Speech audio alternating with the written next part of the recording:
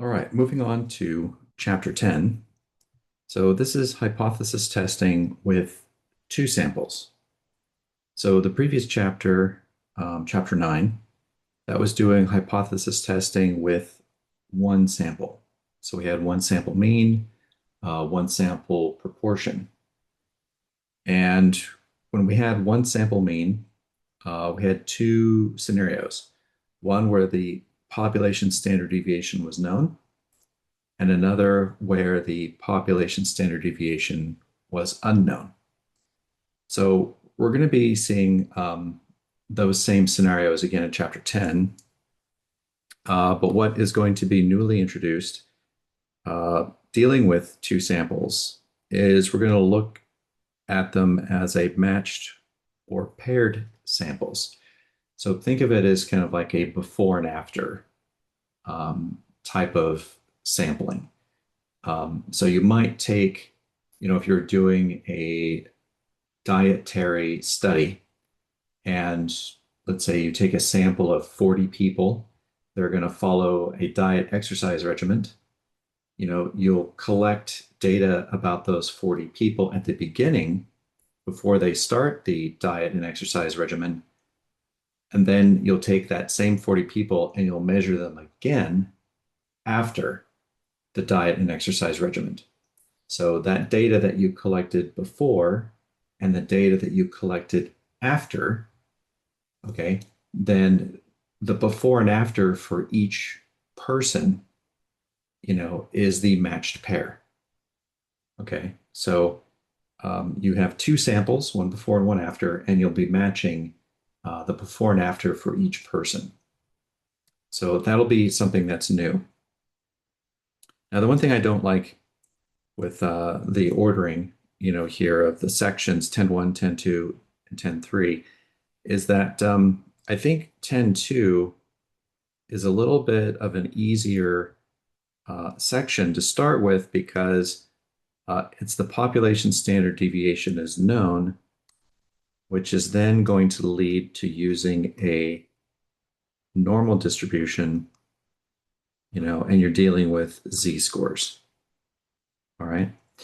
I think it's a little bit more advanced to then go to the situation where the population standard deviation is unknown, which then implies you need to use the student's t-distribution, and then you'll have t-scores. So I generally will cover this section first before I move on to that one. All right. Now, like I just said, you've got these two scenarios, one where the population standard deviation is known, and another where the population standard deviation is unknown. But when it's unknown, there's going to be two different scenarios even within that you'll have to consider.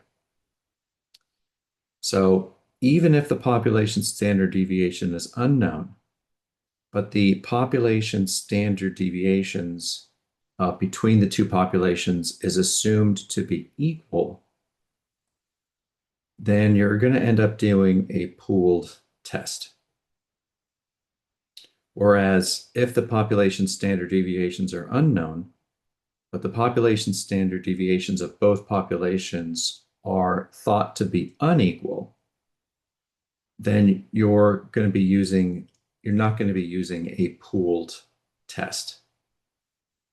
Okay, so this is why I had mentioned that this section, is section 10.2, and this section is section 10.1. So I think 10.1 adds a little bit more to the process as a whole. So that's why I kind of prefer doing this one first. So let's do the simplest scenario first. So you learn the process, you kind of get a lay of the land, and then we'll do 10.1, which then now you have to kind of pay attention to, the population the two population standard deviations and whether they're equal or not equal. All right. Now, like I mentioned before, if the population standard deviation is known, then this is implying you're using a normal distribution here. And if you're using a normal distribution, then you're going to have a z-test involved. Okay. Whereas if the population standard deviation is unknown, you're going to be using a student's t-distribution, and then you're going to be doing a t-test. Now, what you'll notice down below is, well, here we are with a population standard deviation being unknown. What's this Welch's t business? Okay. Well, a Welch's t is kind of like a derivation of a student's t distribution. You're going to be using a t-test anyway, but if you remember with students t distributions, we have that parameter called degrees of freedom. And what'll happen is when you have this scenario where the population standard deviation is unknown and a Welch's t distribution needs to be used, degrees of freedom is going to get calculated differently by your calculator. And it's going to give a result that might on the surface look false. All right. And I'll talk about that next here. But notice that this chapter, chapter 10, this is about two independent samples. So, we're executing a two-sample z-test, a two-sample t-test, a two-sample t-test. All right. And the numworks calculator, is very much the same, except it's kind of executed in, levels. So with the numworks calculator, you're going to go to the inference app, go to tests. We're doing a test of two means, right? Two independent samples. And we're going to do a two mean z-test.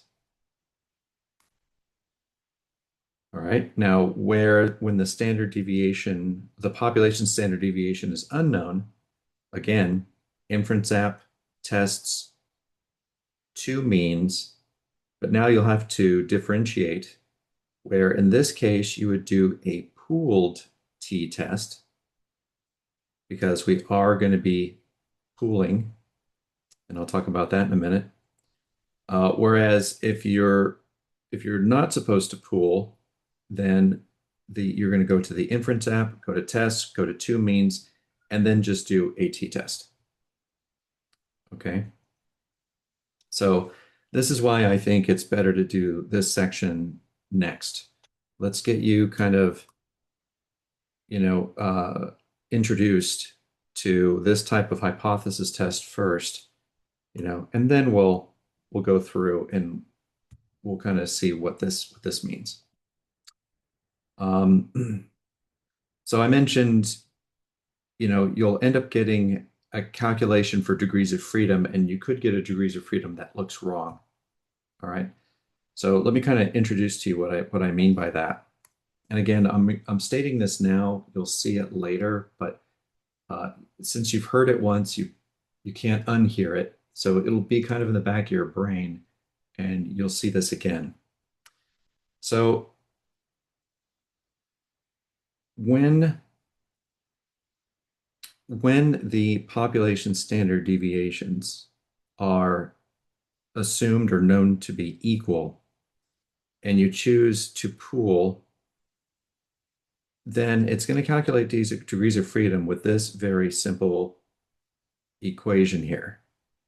So it's the sample size of the first sample plus the sample size of the second sample minus 2. Okay, so what it's doing is it's pooling both samples, meaning it's just kind of combining them into one. And what this will end up doing is it's going to produce a degrees of freedom as a whole number, right? So when you think about it, the sample size, it's going to be like 20 people or 30 people or 50 people, 52 people, 43 people, right? It's going to be an integer. It's going to be a whole number. And so will the second sample. The second sample will also be an integer. And so when you add and subtract integers, what's your result? It's going to be some other integer, some other whole number. Okay. By comparison here, if we have a situation where, again, the population standard deviations are unknown, but they're assumed or known to be not equal, then we can't just simply pool the sample sizes together. We have to take into account the sample standard deviations as well. And this is the equation for degrees of freedom using the Welch's T distribution when the pooled test is not used. And you can see by this really complex fraction we got going on here that it's going to be hard to end up with an integer. Okay, with this fraction, we're most likely going to get a decimal number. So when you see degrees of freedom as a decimal number, something like this, it indicates that Welch's T was likely used. All right. And so because you see a decimal, it could lead you to believe that maybe you didn't calculate degrees of freedom correctly. Because you have calculated degrees of freedom, in chapter 9 and in chapter 8, and it was to take the sample size and subtract 1. So the sample size was always some integer value, a sample size of 57. You'd subtract 1, you get 56, no decimal point. So you're used to seeing degrees of freedom as whole numbers like this. So I'm just kind of giving you a heads up that when your calculator calculates degrees of freedom and it's an integer, it's okay. It's just using this more complicated, complex fraction here, compound fraction, okay? All right. So that's all I wanted to talk to you about is these different calculator functions, this new little wrinkle, and there's an option on your calculator as to do a pooled two-sample t-test or a non-pooled two-sample t-test. Okay. Let me know if you have any questions.